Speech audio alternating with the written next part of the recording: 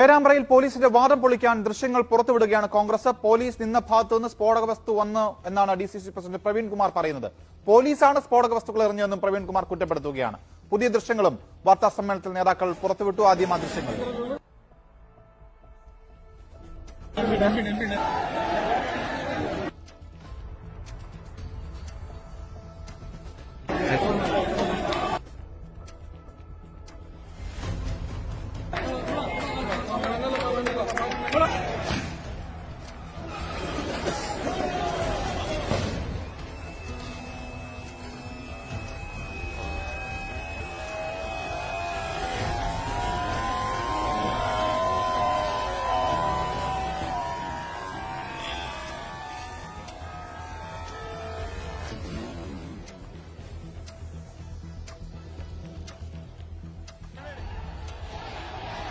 അല്ല clear gas പൊട്ടിച്ചോ. ആ yes yes yes.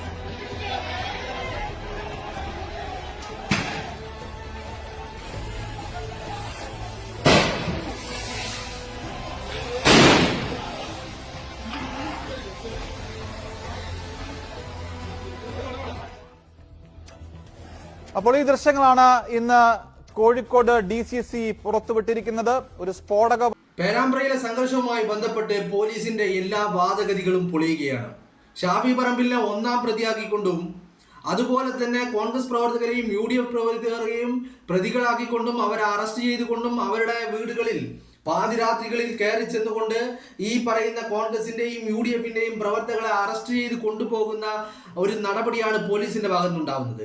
എന്നാൽ ഈ പോലീസ് ആരോപിക്കുന്നത് പോലെ എല്ലാ കാര്യങ്ങൾ ദൃശ്യങ്ങളിൽ കാണുന്ന കാര്യങ്ങൾ വളരെ വ്യക്തമാണ്.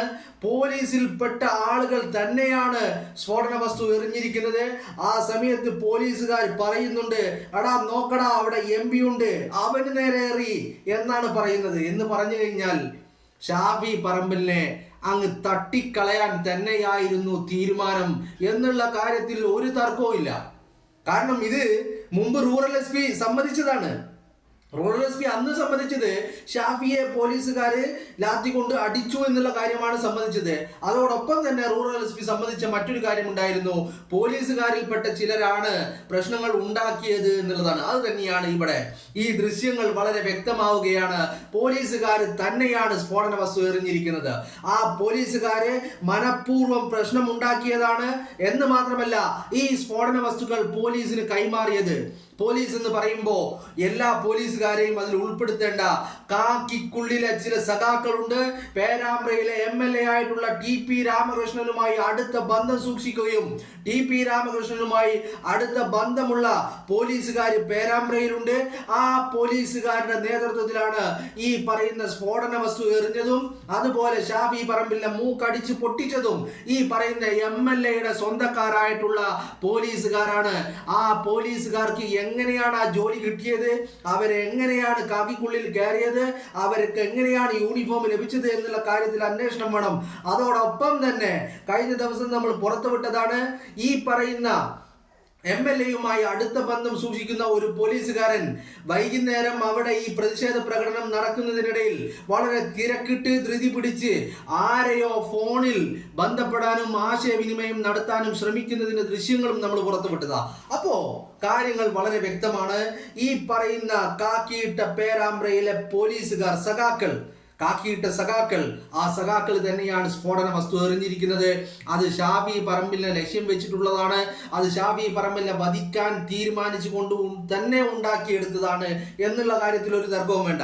എന്നിട്ടിപ്പോ അത് ഷാഫി പറമ്പിലിന്റെയും അതുപോലെ അവിടെ പ്രതിഷേധ പ്രകടനം നടത്തിയ UDFന്റെ പ്രവർത്തകരുടെയും തലയിൽ കെട്ടിവെക്കുവാനുള്ള ശ്രമങ്ങളാണ് പോലീസ് നടത്തുന്നത്. അതിന്റെ ഭാഗമായിട്ടാണല്ലോ ഇന്നലെ 10 പേരെ പാതിരാത്രി വീട്ടിൽ നിന്ന് ഇറക്കിക്കൊണ്ടു പോയതിൽ ആ സംഭവ ദിവസം പേരാമ്പ്രയിലോ പേരാമ്പ്രയുടെ പരിസരത്തോ കോഴിക്കോട് ജില്ലയിലോ ഉണ്ടാവാത്ത UDFന്റെയും കോൺഗ്രസിന്റെയും പ്രവർത്തകരെയും ഈ കൂട്ടത്തിൽ പാതിരാത്രി വീടുകളിൽ കയറി വന്ന് കസ്റ്റഡിയിലെടുത്ത് കൊണ്ടുപോയിട്ടുണ്ട്. അവരൊന്നും സംഭവ സ്ഥലത്തുണ്ടായിട്ടില്ല. എന്ന് പറഞ്ഞു കഴിഞ്ഞാൽ പോലീസ് ക്ഷമിക്കുന്നത്, പോലീസ് വലിയ ഒരു അക്രമം ഒരു ഷാഫി പറമ്പിലിനെതിരെ വലിയ ഗൂഢമായ ഒരു ശ്രമം ഷാഫി പറമ്പിലിനെ വധിക്കുവാനുള്ള ശ്രമം തന്നെ പോലീസ് നടത്തിയിട്ടുണ്ട്. ആ വധശ്രമം പാഴായി പോയതിൽ ഈ പറയുന്ന അതിനുശേഷം ഈ പുറത്തുവിട്ടിരിക്കുന്ന തെളിവുകളിൽ വിററി പിടിച്ചുകൊണ്ട് കോൺഗ്രസ് പ്രവർത്തകരെയും ഷാഫി പറമ്പിലിനെയും വേട്ടയാടുവാനുള്ള നീക്കങ്ങളാണ് നടത്തുന്നത്. ദൃശ്യങ്ങളിൽ കാര്യങ്ങൾ വളരെ വ്യക്തമാണ്. മുൻപ് ഈ പറയുന്ന പേരാമ്പ്രയിലെ സംഭവത്തിന്റെ പിറ്റേന്ന് റൂറൽ SP VK ബൈജു ആദ്യം പറഞ്ഞത് ഞാൻ ആർക്കും ഈ പറയുന്ന ലാത്തി ചാർജ് നടത്തുവാനുള്ള കമന്റ് നൽകിയിട്ടില്ല, നിർദ്ദേശം നൽകിയിട്ടില്ല, അതുകൊണ്ട് ലാത്തി ചാർജ് നടന്നിട്ടില്ല എന്നാണ് പറയുന്നത്. അന്ന് VK ബൈജു ഈ സംഭവ സ്ഥലത്ത് ഉണ്ടായിരുന്നില്ല എന്നുള്ളത് വളരെ ശ്രദ്ധേയമാണ്. അങ്ങനെ പറയുമ്പോ ഈ VK ബൈജു ഇത് പറഞ്ഞതിന് തൊട്ടു പിന്നാലെ ഷാഫി പറമ്പിലിനെ ലാത്തി കൊണ്ട് അടിക്കുന്നതിന്റെ ദൃശ്യങ്ങൾ പുറത്തു വന്നപ്പോ വീണ്ടും VK ബൈജു മാറ്റി പറഞ്ഞു പോലീസുകാർ തന്നെയാണ് പ്രശ്നം ഉണ്ടാക്കിയത് എന്ന് VK ബൈജു പറഞ്ഞു. VK ബൈജു അത് പറഞ്ഞു. അതിനുശേഷം ഇവിടെ രണ്ട് കാര്യമുണ്ട് കേട്ടോ. VK Baiju Kozhikode rural SP ആണ്. VK ബൈജു അന്ന് ഈ സ്ഥലത്ത് ഉണ്ടായിട്ടില്ല, മനസ്സിലാക്കണം. ഈ പേരാമ്പ്രയിൽ VK ബൈജു ഉണ്ടായിട്ടില്ല. അവിടെ ഉണ്ടായിരുന്നത് പേരാമ്പ്ര DYSPയും വടകര DYSPയുമാണ് അവിടെ സ്ഥലത്തുണ്ടായിരുന്നത്. അതിനു പുറമെ അവിടെ പേരാമ്പ്രയിലെ പോലീസുകാരിൽ ചില ആളുകൾ ഈ സഖാക്കൾക്ക് വേണ്ടി വിടുപണി ചെയ്യുന്ന നല്ല ഒന്നാം തരം TP രാമകൃഷ്ണന്റെ അനുയായികളായിട്ടുള്ള അടിമകളായിട്ടുള്ള ചില പോലീസുകാർ അവിടെയുണ്ട്. ആ പോലീസുകാരാണ് ഈ പ്രശ്നങ്ങളൊക്കെ ഉണ്ടാക്കിയിരിക്കുന്നത്.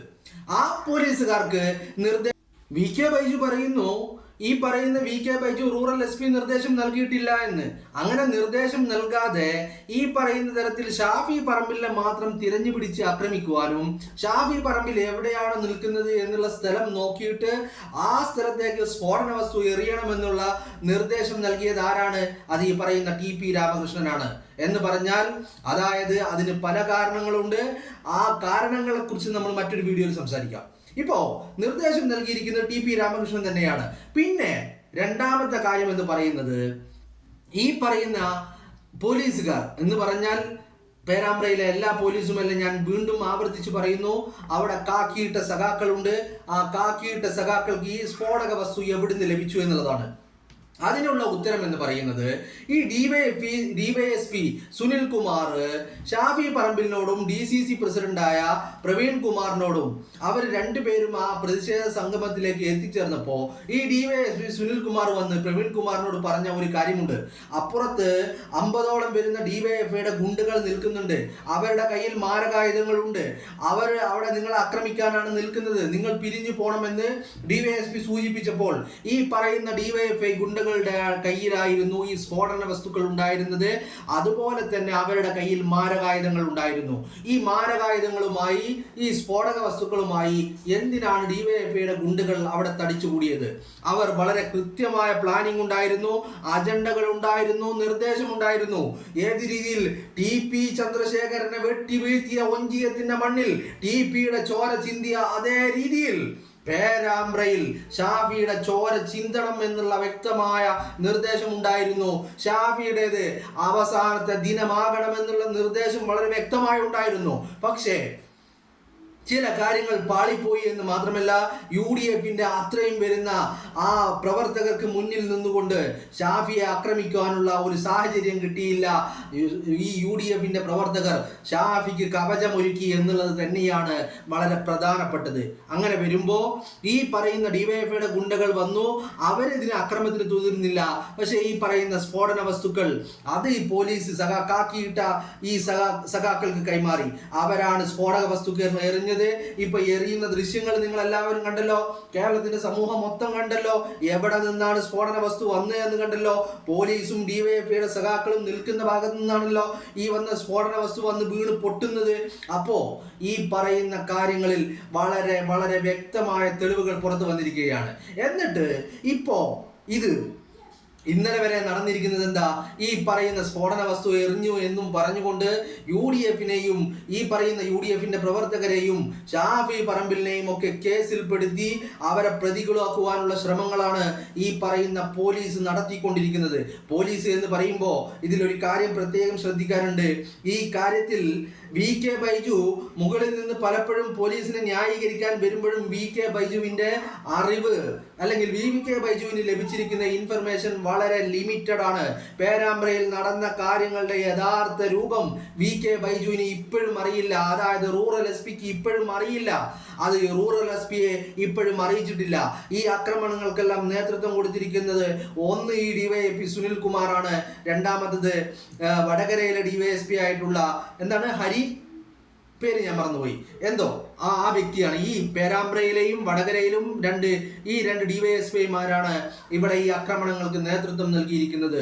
അതുകൊണ്ട് തന്നെയാണ് റൂറൽ SP-ക്ക് പറയേണ്ടി വന്നത് പോലീസിന്റെ ഭാഗത്ത് നിന്ന് പോലീസിൽപ്പെട്ട ചില ആളുകൾ മനഃപൂർവ്വം പ്രശ്നം ഉണ്ടാക്കിയെന്ന് തുറന്ന് സമ്മതിക്കേണ്ടി വന്നതും അതുകൊണ്ട് തന്നെയാണ്.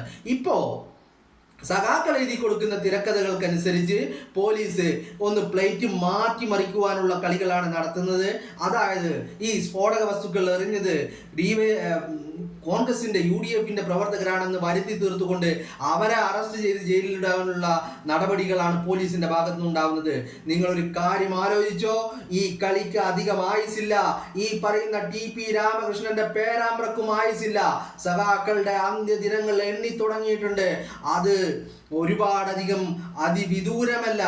അടുത്ത ദിവസങ്ങളിൽ ഇനി വരുന്ന 2026 തെരഞ്ഞെടുപ്പ് കൊണ്ട് നിങ്ങളുടെ കട്ടയും പടയും മടങ്ങുമെന്ന് മാത്രമല്ല, ഈ പറയുന്ന സുനിൽ കുമാറിനെയും ഈ പറയുന്ന വടകര DYSP-യെയും അതുപോലെ പേരാമ്പ്രയിലെ ചില കാക്കിയിട്ട പോലീസ് ഉദ്യോഗസ്ഥരെയും ഈ പറയുന്ന ഉദ്യോഗസ്ഥരെയും എല്ലാം കാണേണ്ട രീതിയിൽ കണ്ടിരിക്കുമെന്ന് മാത്രമല്ല, ഇവിടെ വലിയ ഒരു ഗൂഢാലോചന നടന്നിട്ടുണ്ട്. അത് ഷാഫി പറമ്പിലിനെ ഇല്ലായ്മ ചെയ്യുവാനുള്ള ഗൂഢാലോചന തന്നെയാണ് നടന്നത്. അതാണ് നമ്മൾ ആ വീഡിയോയിൽ കണ്ടതുപോലെ MP ഉണ്ടടാ അവിടെ നിൽക്കുന്നുണ്ട്, അങ്ങോട്ട് എറി എന്ന് പറയുന്നത് ഷാഫി പറമ്പിലിനെ ഉന്നം വെച്ചുകൊണ്ട് തന്നെയാണ് ഈ ആക്രമണങ്ങൾ പോലീസും DYFI-യുടെ ഗുണ്ടകളും ചേർന്ന് നടത്തിയിരിക്കുന്നത് എന്നുള്ള കാര്യത്തിൽ ഒരു തർക്കവുമില്ല.